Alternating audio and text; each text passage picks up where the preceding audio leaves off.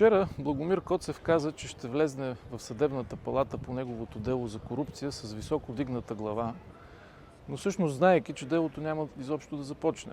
Защо? Защото съподсъдимите с него двама съветници от ПП-ДБ, единият от които негов роднина, а другият негов съдружник, са включени в листата на ПП-ДБ за предстоящите избори.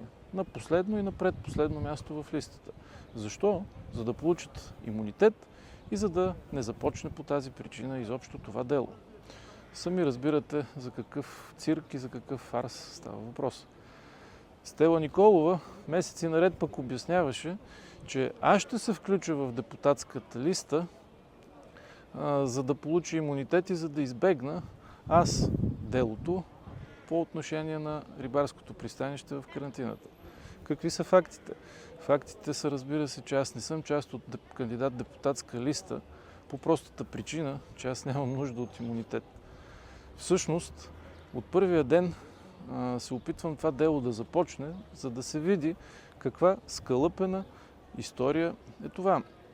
Знаете, че вече Кьовеши отстрани Теодора Георгиева, българската европрокурорка, която всъщност забърка цялата тази каша и то поръчково. Към днешна дата е ясно, че в кориците на делото има документи, които показват всъщност, че Кей Пристан Карантината е бил в активите на държавното предприятие Черноморски риболов още по времето на социализма. Има документи след това при ликвидацията на държавното дружество и приватизацията му и така нататък и така нататък.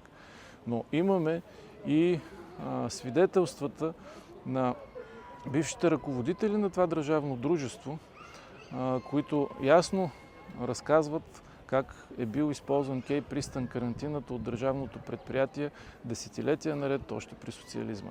Така че сами виждате каква скалъпена история е самата тема с карантината, защото там никога не е ставал въпрос за финансови нарушения, тъй като този проект е минал всички проверки от българските и европейските управляващи органи по отношение на финансовите параметри.